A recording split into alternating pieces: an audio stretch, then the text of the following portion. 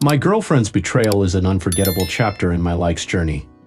However, it's not just a tale of vengeance. It's a narrative of enduring pain for both of us.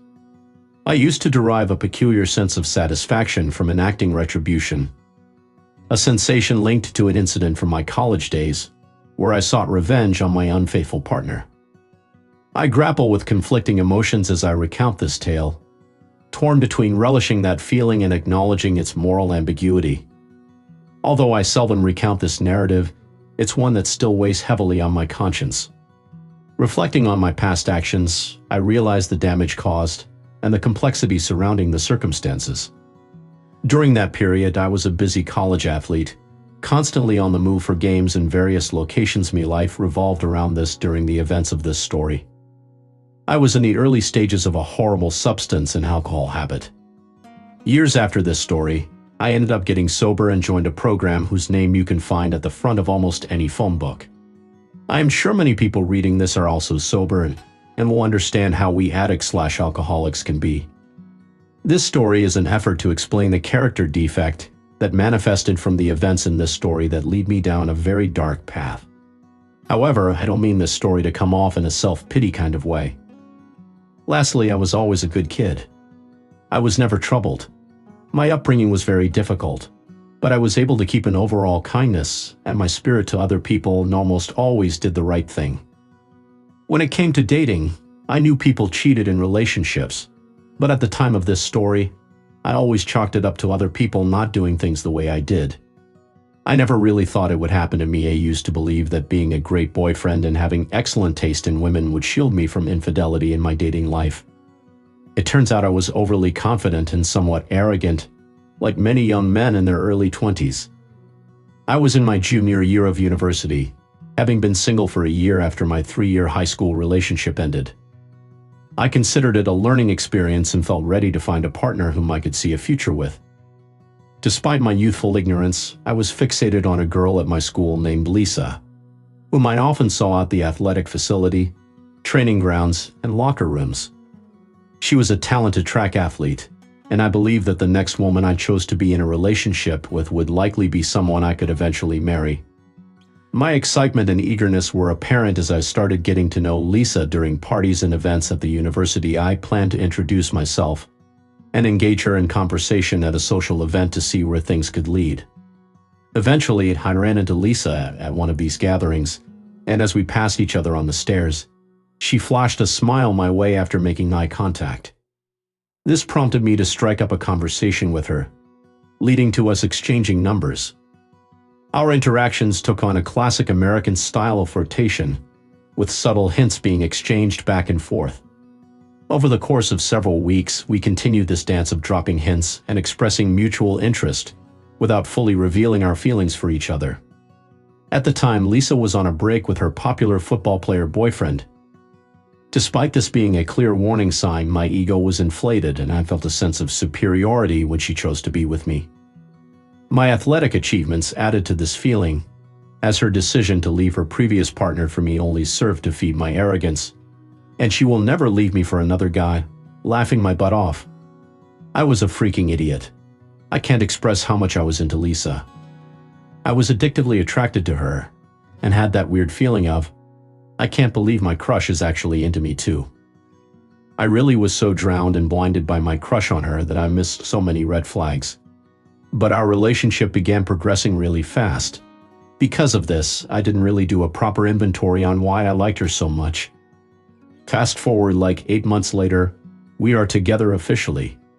Lisa has her own athlete's dorm room, but I was a couple years older than her, and was working during the summers full-time and part-time during the school season. I had my own apartment near campus, and Lisa was basically living with me. She even would stay there when I was out of town, which was like 3 or 4 days of every week because we were in season, and the team was flying all over the country. Me and Lisa were deeply in love. Regardless, at the end of the season, I organized 2 large consecutive parties. One to celebrate my teammate's birthday on Friday night, and the other for my own birthday on Saturday night. The events conveniently fell on back-to-back days, aligning on a Friday and Saturday night. In that moment, all I could think about was, Regarding how hurt I was determined to alleviate the pain and humiliation. I pondered whether others felt the same way upon discovering their partner's infidelity. This query piqued my interest. To escape my emotions, I left my apartment for a lengthy stroll. Unfamiliar with how to navigate the intense feelings surfacing within, I watched as my ego crumbled before me. Uncertain of my next steps, I hesitated to confide in anyone due to embarrassment. My sorrow swiftly transformed into fury. Driven by vengeful thoughts, I planned to ensure she faced everlasting repercussions. As I seethed with anger, a 7-foot-tall Eastern European roommate and close friend, aptly nicknamed Bono, who was snoozing on the living room couch, gave me a call while I strolled and inquired about my whereabouts. And upon my request for discretion, I disclosed the details of the situation. Remaining on the phone, he entered my room and, in his Russian accent, confronted her with accusations of infidelity. Following some commotion and him instructing her to leave the apartment, he informed me that she had departed and suggested we reconvene for a discussion. Returning home, Bono and I discussed the events without delving into sentimental matters, as we both uphold traditional masculine values where emotional displays are uncommon.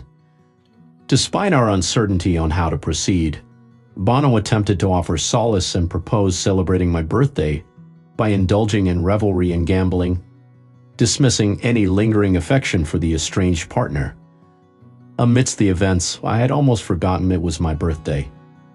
We ventured out for breakfast while I was still feeling the effects of previous festivities, with my phone repeatedly buzzing from Lisa's attempts to reach me. I saw everything on her phone, and now I can't bring myself to talk to her or even look at her.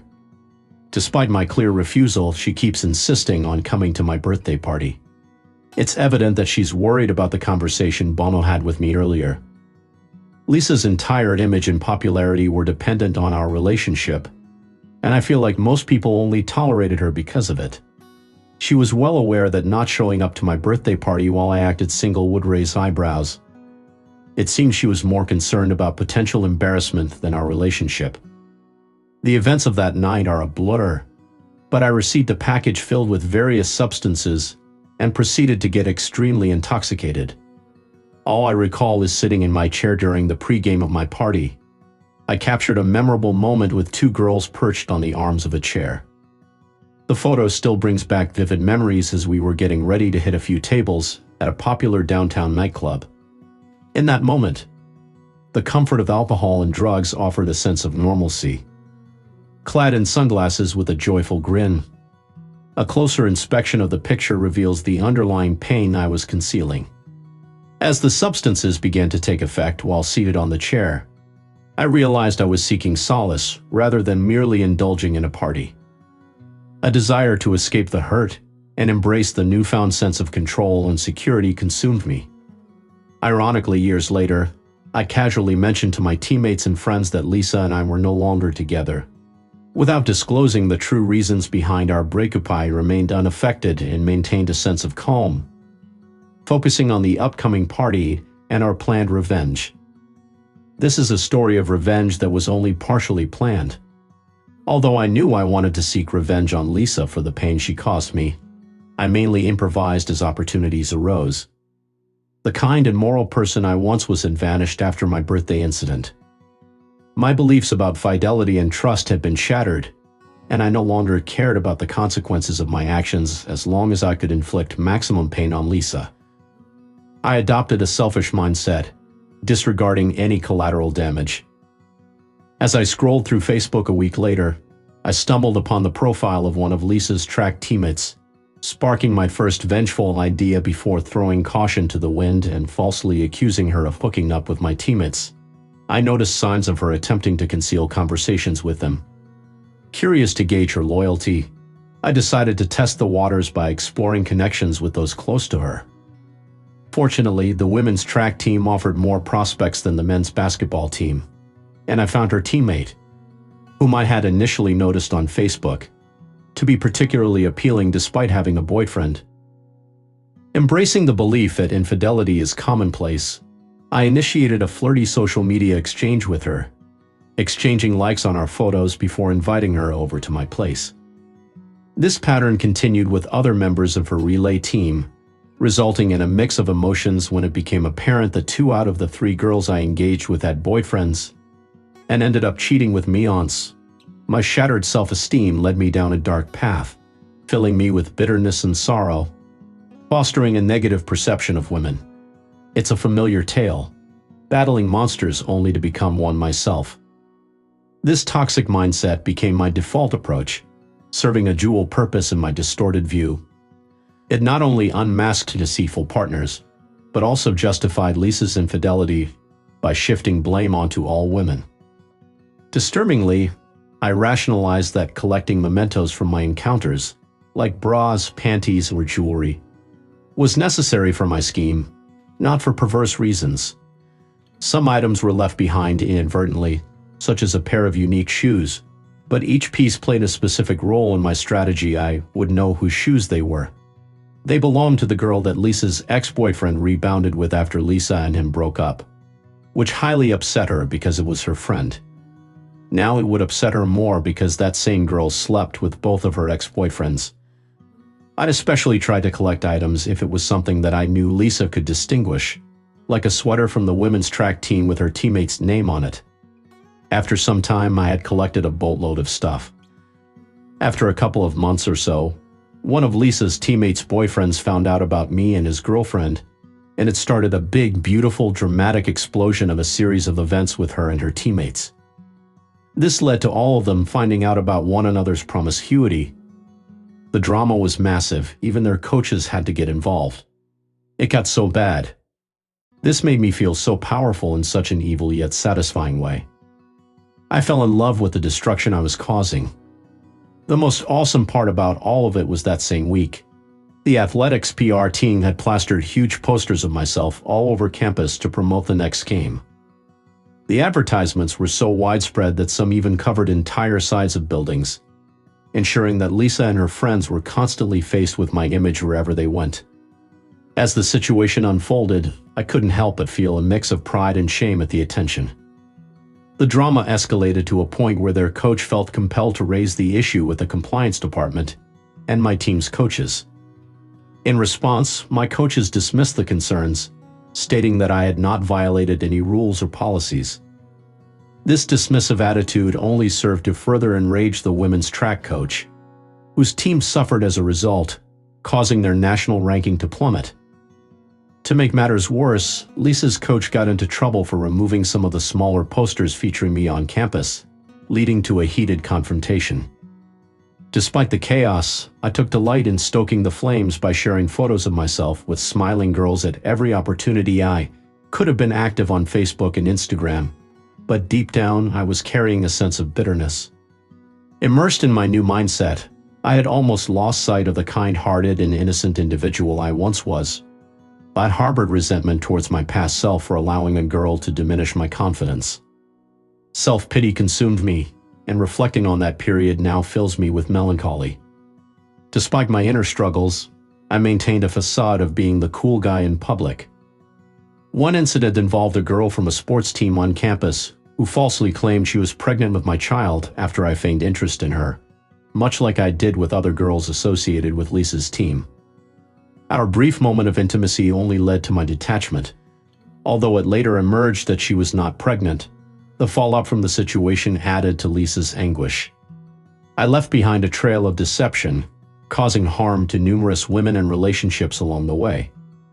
While I now regret my actions, back then I was indifferent due to my belief that they were also complicit, having cheated on their partners or been involved with their friends' exes. I became apprehensive as girls started to avoid me. Moreover, my pool of potential targets was dwindling. It's disheartening to reflect on my past behavior. I was truly a deplorable person. My mindset at the time was focused on pursuing girls who had no connection to me other than being in proximity to Lisa, whether they were her classmates or even her family members. I'd even crossed a line by flirting with her married sister who had a child. Despite her initial interest, the situation was intercepted by her father and Lisa's dad, preventing any further escalation. The fallout led to her sister being shunned within the family. I wanted Lisa to feel my presence everywhere, as a constant reminder of how she had wronged me in my eyes. I believed she brought this chaotic storm upon herself and bore the blame for it all. Lisa's mental health deteriorated significantly due to the stress and depression from the ordeal, resulting in her taking a prolonged medical leave. The extent of her struggles included self-harm, requiring medication, and led to weight loss. Upon witnessing her significant weight loss, her appearance began to reflect her declining health. The situation was causing her immense distress, while I found satisfaction in her suffering. By this point, I had already caused more harm than she ever did to me. But I had become addicted to the sense of control. I neglected my own emotions and failed to move on from the past. My sole focus was seeking more vengeance, unable to halt the cycle. After weeks of brushing off Lisa's attempts to reach me, she unexpectedly appeared at my apartment late one night to retrieve some belongings she had left behind while residing there. Despite her parents residing nearby and her staying with them during medical leave instead of on campus, I promised to deliver her items to their home over the weekend. Regrettably, I couldn't permit her entry as I had company present, though not one of her acquaintances. Consequently, I gathered all the belongings I had gathered from the other girls throughout the week. Okay, so there were probably around 8 or 9 things from different girls, including her teammates, mixed in with Lisa's stuff. I gathered everything into big black trash bags and took them to her house. Then I called Lisa's dad and informed him that I had left her belongings on his porch. Me and Lisa's dad actually got along well, and he even supported me after Lisa and I broke up. However, after these events, he obviously had a negative opinion of me. About 15 minutes after hanging up with Lisa's dad, she called me. Curious to hear her reaction to finding other girls' items among hers, I answered. She was sobbing uncontrollably, doing that half-crying, half-mumbling thing people do when they are hysterical. Despite her distress, she wasn't angry. Instead, she begged me to stop my actions. Smugly, I basked in the satisfaction of her pain. In response to her plea, I questioned, why were there other people involved in our relationship? It's as if you've mixed them in like, hey, I once thought it would be cool to mix other girls' things into your stuff. Like some sort of ironic metaphor. I later learned from one of Lisa's friends that during our relationship, Lisa was cheating on me and assumed I was doing the same because I was often out of town due to basketball commitments. I maintained constant communication with her when away, but obviously could not be on my phone during practice or team meetings. Despite this, she couldn't grasp the logic and made excuses to justify her actions. Perhaps it was to protect her own insecurities or reputation. After months, Lisa returned from medical leave and we unexpectedly crossed paths at the physical therapy center or athlete facility building. I see this as yet another opportunity. It had been a while since I did something that hurt her, and I was still hungry for more vengeance. I proceed to pretend like I want to rekindle things with her. She is cautious at first, but eventually bites. After about a week, we start to mend our relationship. We proceed for about a month, but I wouldn't call this a relationship. I forbid her to have any male friends, nor is she allowed to go out and party with her girlfriends. I also need full access to all her accounts and her location at all times. It was more like a hostage situation. It gave me a sense of control. Meanwhile, I'm not being faithful at all. This was my plan all along. Finally, she finds out about me sleeping with a girl in one of her classes, and we have a nasty breakup. I told her that she literally knows what it felt like to be me when we last dated.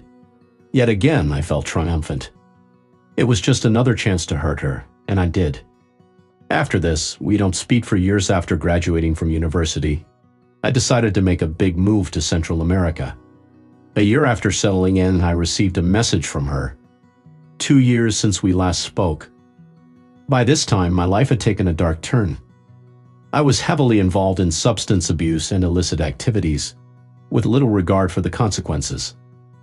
Despite my destructive habits, I continued to hold her responsible for my downfall, refusing to accept any personal accountability for my choices. Since our breakup, I hadn't been able to form any meaningful connections with others. Trusting women had become a challenge for me, leading to a cycle of failed relationships. When she reached out, I saw it as an opportunity to inflict more pain on her, rather than a chance for reconciliation. Our conversations on Facebook Messenger gradually turned flirtatious, despite the physical distance between us. As I made plans to visit my old university, I painted a different picture for her, withholding the truth about my intention. She believed I was returning to the city for a new job I had recently secured. We planned to meet once I was back to see if there was still a spark between us. I pretended to have moved on from our past, but deep down I harbored feelings of revenge just as strong as before. She was in her final year of university, and I made a trip back to the USA to see her. We spent the entire night together, and from her perspective, it seemed like we were ready to reconcile. However, in reality, I had no intentions of staying in the city as I had led her to believe. I only stayed for 2 nights, keeping my departure a secret from her. After spending time together and being intimate without mentioning my imminent departure, I packed my bags and left for Central America without a word.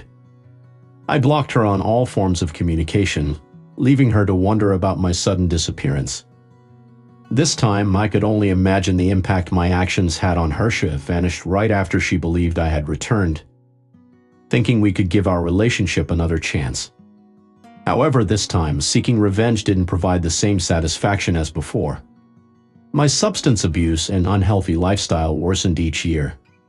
After 3 years, I ended up in the hospital, close to death due to prolonged substance use.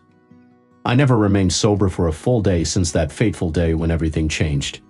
Reflecting on the pain I inflicted through my vengeful ways, I realized that the new identity I adopted was tainted by a dark spirit within me. In truth, I caused more harm to myself than to her, losing my sense of morality along the way. While I spent so much time recounting my revenge on my ex for betraying me, I now wish I had focused just as much energy on healing myself.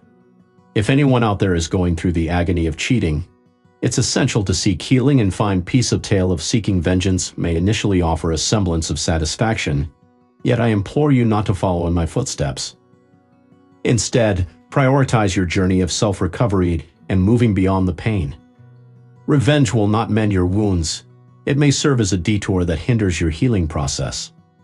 I am grateful that I embarked on a path of sobriety 4 years ago and refrained from seeking retribution when faced with betrayal from another girlfriend. By dedicating my efforts to self-improvement and healing, I experienced a deeper sense of fulfillment than any revenge could provide. Presently, I am happily married for nearly 2 years to a supportive spouse who shares my commitment to sobriety. I have secured my dream job and a fulfilling marriage.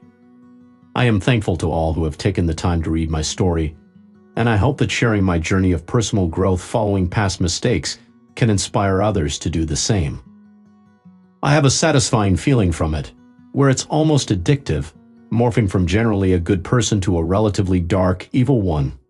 Obviously, people have dark moments, but I feel like my personality and psyche have never been the same since that experience. I'm looking forward to any responses from the people willing to read this story. Now for some comments. How the hell did your girlfriend not get an STD? Good question. How did he not get an STD from all the chicks he slept with though? I use protection only. Lisa was doing that unprotected stuff. However, she did find out later she has schizophrenia. Kinda feel bad for her. This is our supernova revenge levels of degenerate thought. I had all the revenge subs. It goes further. Thank you. Damn, I was really disgusted with her having unprotected actions with every male in the book while in a relationship, but damn, your revenge was toxic. I really hope you can trust your wife now and don't go to extremes. Cheers. Yes, I have zero trust issues with my wife. She is absolutely such a gem. Our marriage has been thriving for years. I'm glad it turned out well for you, OP. I enjoyed the story and some of it is relatable. Thanks for sharing, and that's it for this video, guys. If you have thoughts to share, leave a comment below. Don't forget to hit like and subscribe if you like this content. I'll catch you in the next one. Good day, everyone.